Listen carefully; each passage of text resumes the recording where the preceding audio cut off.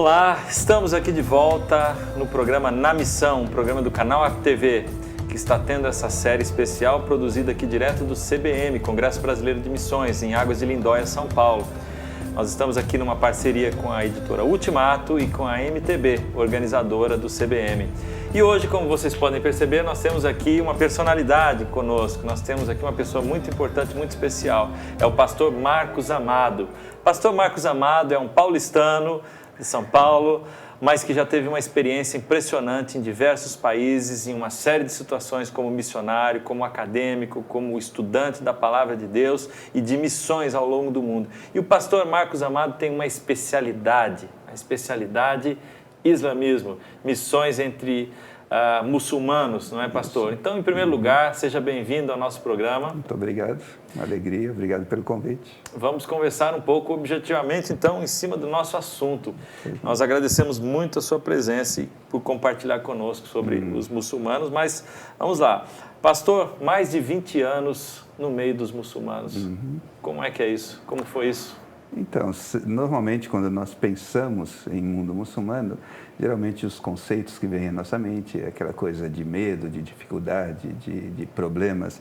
Mas, na verdade, eu saí quando eu tinha 24, 25 anos de idade. Obviamente, a gente vê o mundo de uma forma muito diferente. Nosso primeiro filho, estava com 10 meses de idade. E, para nós, foi uma surpresa muito agradável, que apesar dos medos normais, dos preconceitos, chegando lá, a nossa experiência, por exemplo, a nossa primeira experiência foi no norte da África, no Marrocos, um país onde é proibida a pregação do Evangelho, mas para nossa grandíssima surpresa, nós fomos muito bem acolhidos pelos muçulmanos.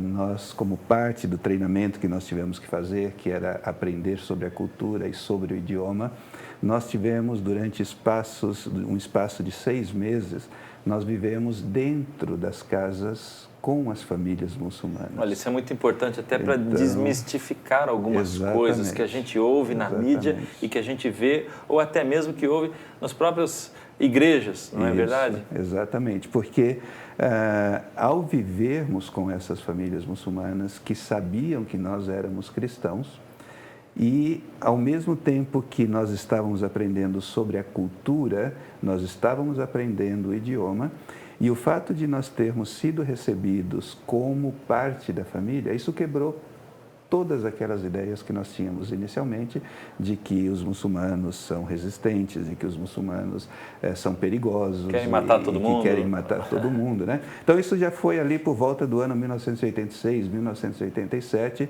Alguns anos depois, houve aquele problema entre Estados Unidos e Iraque. Os Estados Unidos acabou atacando o Iraque porque o Iraque havia invadido o Kuwait. E daí as pessoas ficam pensando 91. por aí. E daí as pessoas, não, mas que perigoso você ficar num país árabe. Gente, nós continuamos visitando nossos amigos árabes, convivendo com eles. Então, eu creio que realmente a nossa imagem, a imagem que nós temos sobre o mundo muçulmano acaba sendo uma imagem bastante distorcida. Quais são os principais desafios hoje no mundo árabe? Como é que a gente responde a isso como igreja e como agências missionárias? Então, eu não sei se em algum momento da nossa conversa, se a gente vai tentar destrinchar um pouquinho esses conceitos entre mundo árabe, mundo muçulmano, essa Oriente Médio. É uma pergunta importante que o senhor está levantando, né, que nós levantamos em primeiro lugar, porque nós não temos, às vezes, uma percepção correta do que é cada coisa, e na verdade são completamente diferentes, são coisas distintas, mas a gente mistura muçulmano com árabe, com Oriente Médio e acha que é tudo a mesma coisa. Não é, pastor? Não, então me explica. Eu creio que acho que a primeira coisa que nós precisamos tentar entender é o seguinte: muçulmano não é sinônimo de árabe, e a palavra árabe não é sinônimo de muçulmano. Então, você tem os árabes, que eles se entendem como descendentes de Abraão através da linhagem de Ismael. Começaram a surgir, obviamente, muitos séculos antes de Cristo, como tribos árabes que se estabeleceram na Península Arábica. A partir daí surgiu Maomé, que foi o fundador do islamismo. Os exércitos árabes começaram então a conquistar as terras do Oriente Médio, que são aquelas terras que você pode incluir o Egito, a Península Arábica, a Jordânia, o Líbano, você pode chegar até a Turquia, até o Irã. Só que quando nós falamos Oriente Médio, muitas vezes a gente acha que são todos árabes. Não. Porque, por exemplo, o Irã faz parte do Oriente Médio, mas o Irã tem origem persa. A Turquia faz parte do Oriente Médio, só que, obviamente, a Turquia é turca. O idioma é o turco, é outra etnia também. E você tem Israel, que está no Oriente Médio e, obviamente, não é um país árabe. Então, você tem aí o Oriente Médio, você tem os países árabes, que são aqueles países que foram conquistados pelos árabes muçulmanos depois da morte de Maomé, e você tem então o mundo muçulmano, que são todos aqueles países no mundo com mais de 40% ou 50% de muçulmanos na sua população. Então, são 3 conceitos, e quando nós falamos de mundo árabe, nós estamos falando só daqueles países que falam o árabe como seu idioma principal. Quando nós falamos de mundo muçulmano, nós estamos falando de todos aqueles países ao redor do mundo cuja população muçulmana é de pelo menos 40% ou 50% da população. E quando nós falamos de Oriente Médio, nós estamos falando desse conceito mais geográfico, começando no Egito, indo até o Irã e subindo até a Turquia. Ali está o Oriente Médio. Entendido esse conceito, então nós podemos resumir como uma distinção geográfica, estamos tratando de Oriente Médio, uma distinção religiosa, estamos tratando dos muçulmanos, e uma distinção, se quisermos falar de etnia, nós estamos falando com os árabes. Dos árabes. E daí, então, é bastante interessante também nós entendermos o seguinte: quando nós falamos de árabe, você tem árabes que são muçulmanos e você tem árabes que são cristãos.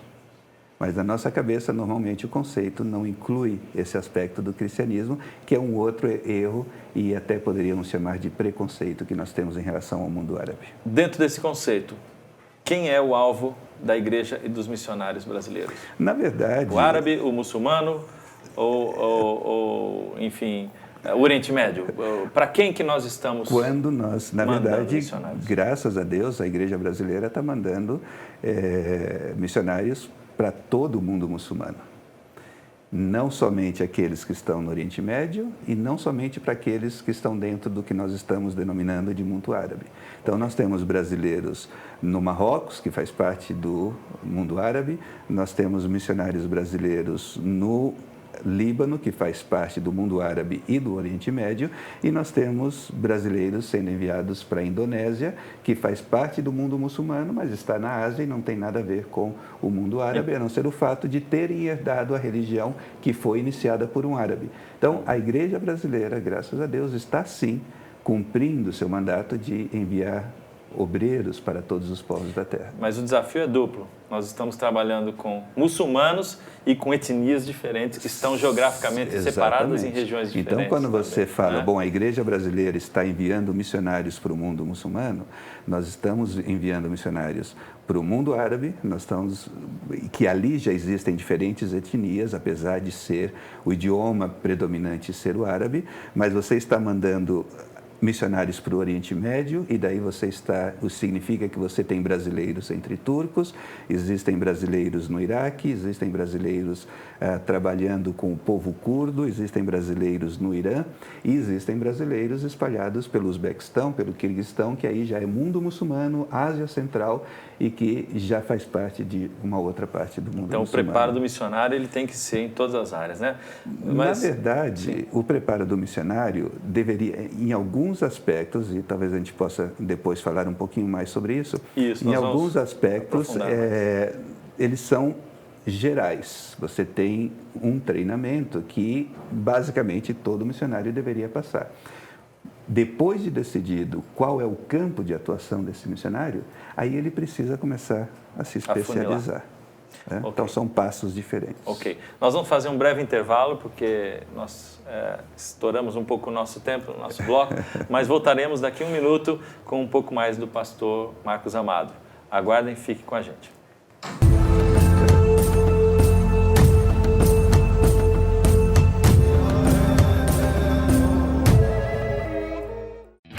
Você gosta de ler? Está sempre à procura de bons livros, uma boa mensagem, CD de música e filmes? Então conheça a Luz e Vida Virtual, uma livraria completa perto de você. Aqui você vai encontrar os melhores lançamentos cristãos e com exclusividade todos os produtos da linha Esmilinguido, para seus filhos aprenderem mais sobre a Bíblia. Tenho certeza que encontrará produtos edificantes para você e toda a sua família. Visite nosso site www.lojaluzevida.com.br.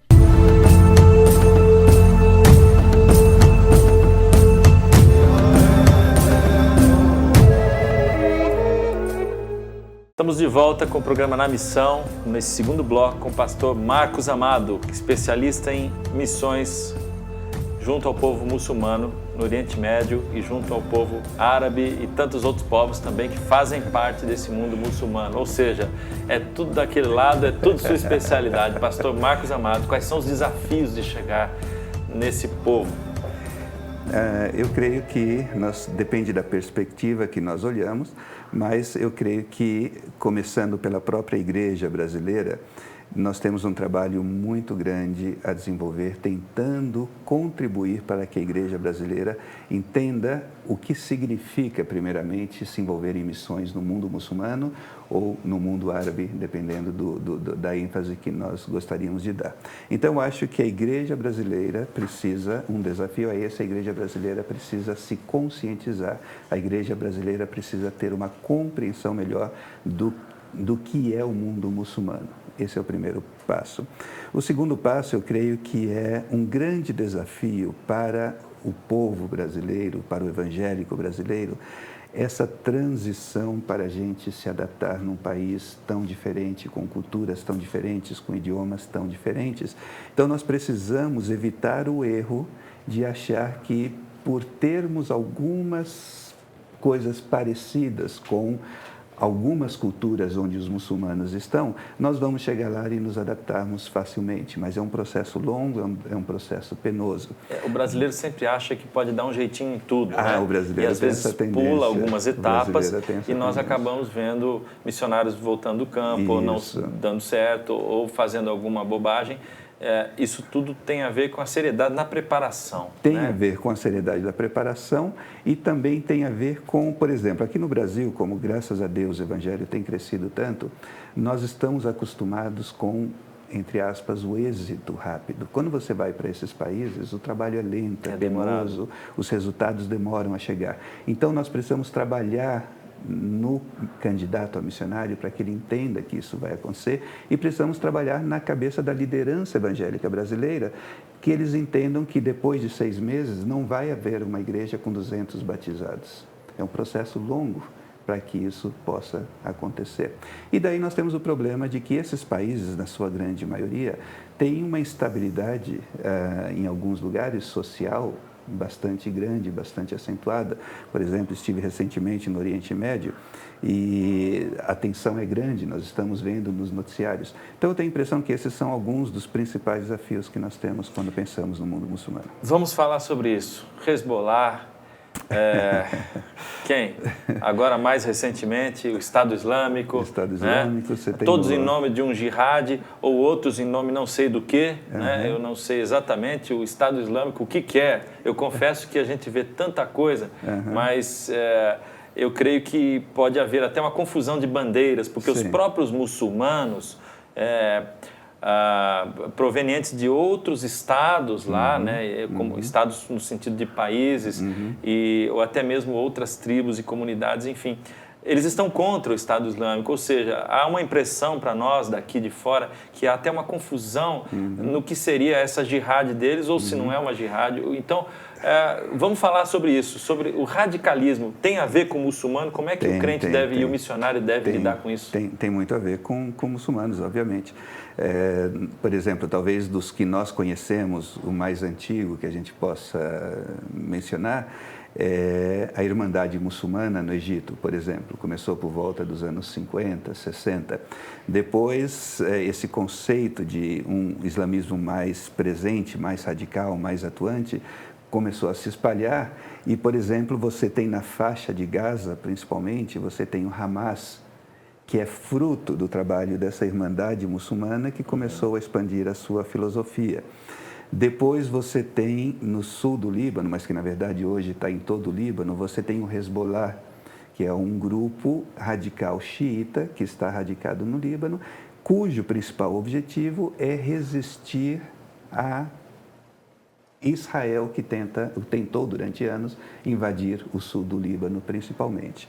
Depois, mais recentemente, você tem a Al-Qaeda, que surgiu com Osama Bin Laden, etc, etc.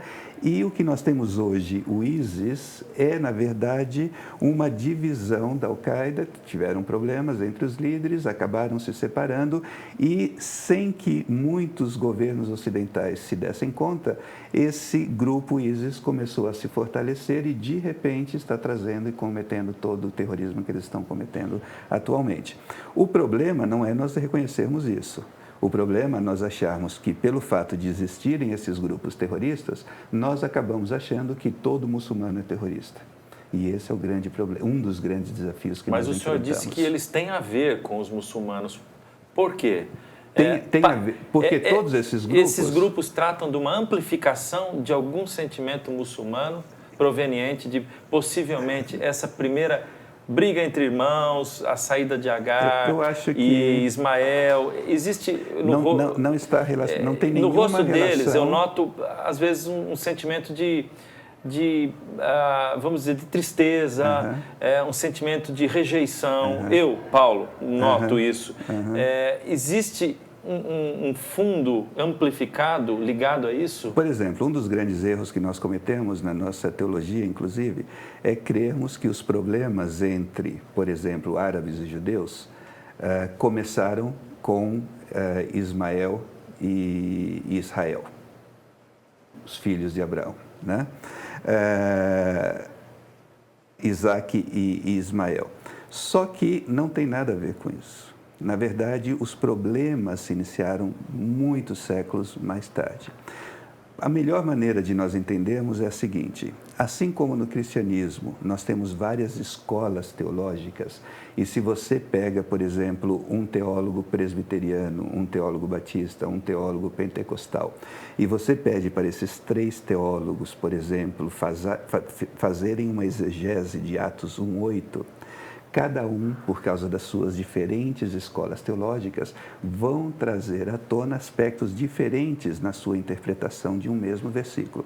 Quando você olha para o mundo muçulmano, nós temos diferentes escolas teológicas muçulmanas. Da mesma forma. E alguns deles, uma dessas escolas, vai interpretar o Alcorão de uma forma literal, em vez de interpretar no seu contexto histórico, entendendo que certas coisas aconteceram por causa do contexto histórico que não devem ser aplicados hoje.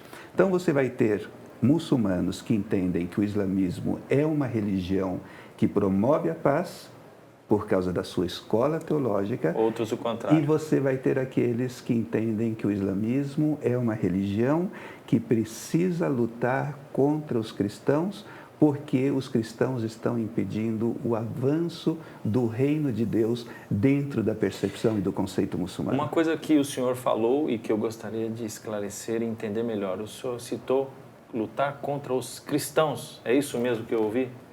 Porque na cabeça do muçulmano, em geral, e muito especificamente dos árabes mais radicais, quando eles olham para o Ocidente, eles olham um norte-americano, eles olham um brasileiro, eles olham um inglês, eles olham um alemão, eles não estão olhando por nacionalidades necessariamente. Não importa se você é de fato um cristão ou não, na cabeça deles todos são cristãos, todo ocidental é cristão. Então existe uma diferença deles com os cristãos. Exatamente, é contra o Ocidente, mas eles acham que todo o Ocidente é cristão. Então, quando muito você tem os Estados Unidos da América ou a Inglaterra, os governos desses países atacando países muçulmanos, na cabeça desses mais radicais, principalmente, eles interpretam como uma nova cruzada dos cristãos atacando os países muçulmanos. Uma informação interessante, importante, que nós ouvimos apenas de pessoas profundas, conhecedoras da cultura. A gente volta em um minuto, daqui a pouquinho, para conversar um pouquinho mais e encerrar o nosso programa com o pastor Marcos Amado. Fique com a gente.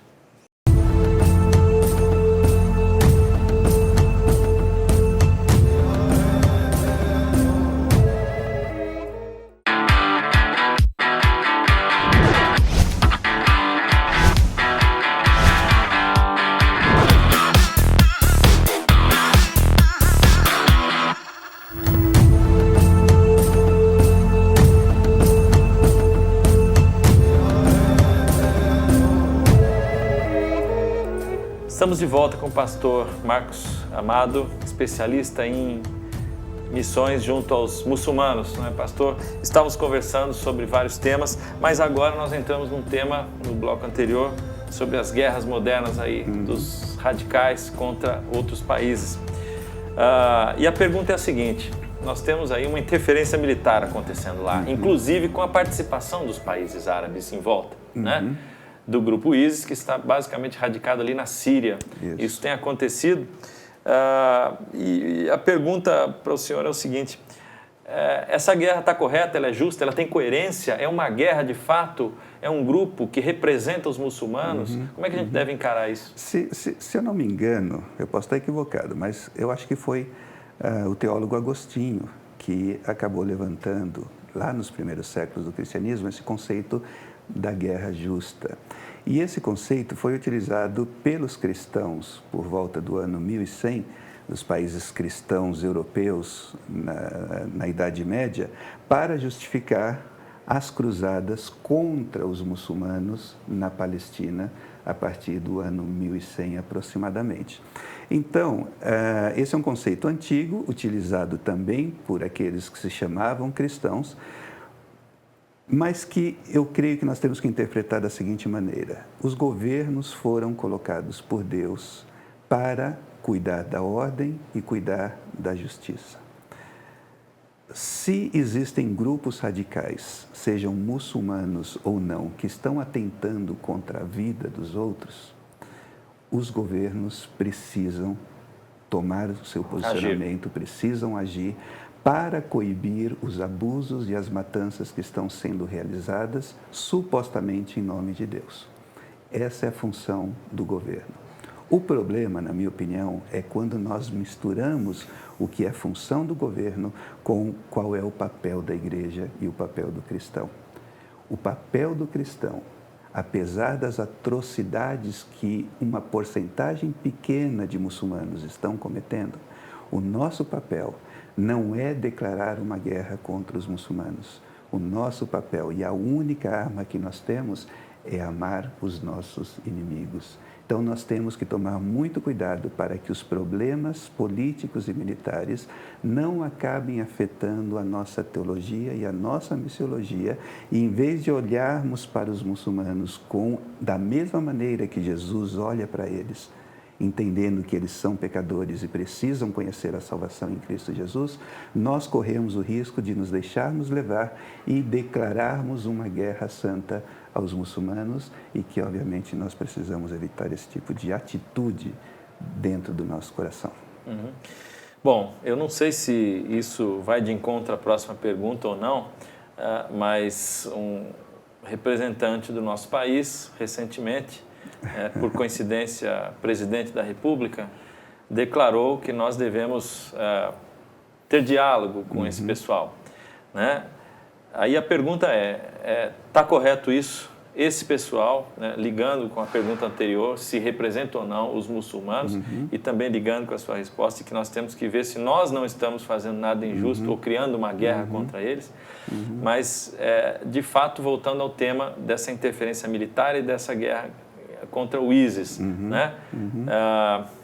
Está correto encarar dessa forma, ou nós estamos completamente alienados do tema para emitir uma opinião tão profunda como essa, de temáticas e, vamos dizer, eu acho que diversos itens, deve existir uma coleção de itens históricos que nós não acompanhamos, não temos presença e estamos emitindo uma opinião a respeito de alguma coisa que não conhecemos. Como Brasil e como igreja brasileira, nós devemos ter algum tipo de interferência nessa questão lá ou nos ater ao fato de fazermos o nosso trabalho? Eu creio que você pode, esse posicionamento da presidente Dilma, por exemplo, recentemente na ONU, você pode dialogar com quem está disposto a dialogar. E até agora, esse grupo ISIS não parece ser não deu nenhuma demonstração de que está querendo dialogar. E isso é por conta dessa teologia que eles têm de que o islamismo precisa avançar através da violência e que esse posicionamento representa não mais do que 15% da população muçulmana.